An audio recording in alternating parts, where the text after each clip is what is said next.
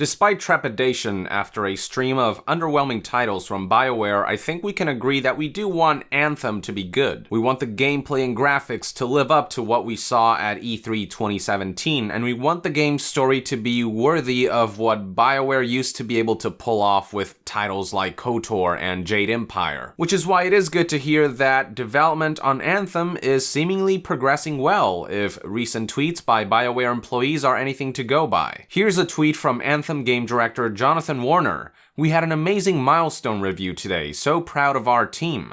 When a fan asked to share one sticky note from the meeting, Jonathan responded with, "Enthralled the team with his storytelling prowess. Fucking nailed it." Another tweet came from Bioware writer Jay Watamaniuk, who lauded, quote, "Some amazing work shown at the milestone meeting today. Remarkable." More information was shared by Anthem producer Elaine Baxter, who tweeted, "Milestone review day on Anthem today. QA just completing one more playthrough before the show." By show, he's referring to the internal presentation that Bioware is putting on during this milestone review day. Attached to the tweet is a picture of QA testing the game, although at this angle it's impossible to make out any gameplay. In another tweet, Elaine Baxter tweeted, "10 minutes to go, music playing, staff grabbing beers and food. Time to grab a prime seat," with a photo showing two screens which are unfortunately devoid of any substantial teases of the game proper. He then tweeted a photo of everyone situated, followed by another photo showing the end of the presentation, with Casey Hudson himself chilling in the front row seats, and an image of Gandhi, because why the hell not?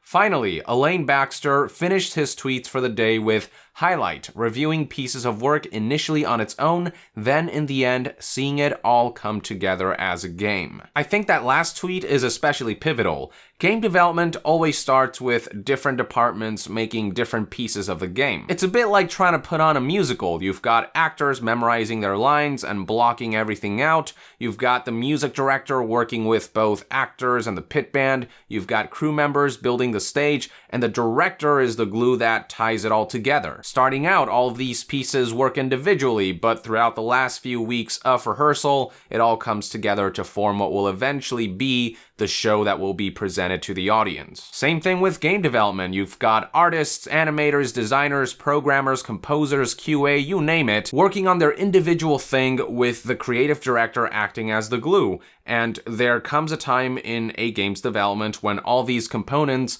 come together and form a rough image of what the final game is going to look like. From there, it's all about polishing, adjusting, and doing everything they can to ensure that all of these separate components come together seamlessly. It's the equivalent of Tech Week when putting together a play or a musical. And Anthem has apparently reached that point, which is fantastic. Gives them a lot of time to refine and perfect everything before the game's fall 2018 launch. That's a whole year to ensure everything is just right. Obviously, whether the game ends up living to the hype remains to be seen. I remember when Bioware made similar types of positive advertisements throughout Andromeda's development, lauding their milestones and achievements in the months and years leading up to the game's launch, and look how that turned out. But it is good to know that Anthem is being developed by the more experienced Edmonton team. You've got Casey Hudson back, and there is a lot going for this game, so I wish Bioware the best of luck. I want them to win us back with this game, because lately it's just been disappointment after disappointment from them. And I really hope the game's story is as good as they're hyping it to be. I generally find that when a game shifts its focus to multiplayer,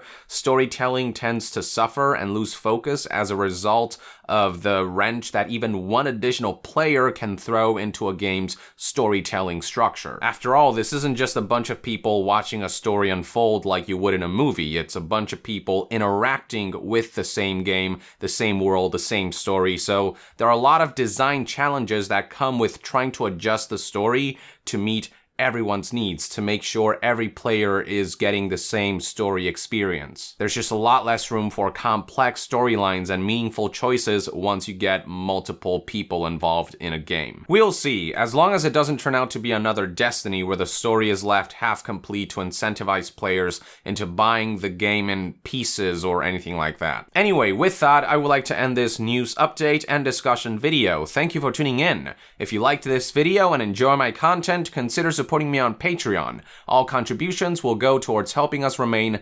100% independent. And to be further updated on all things gaming news, reviews, and discussions, stay tuned right here on Young Yeah. I'll see you guys next time. Young out!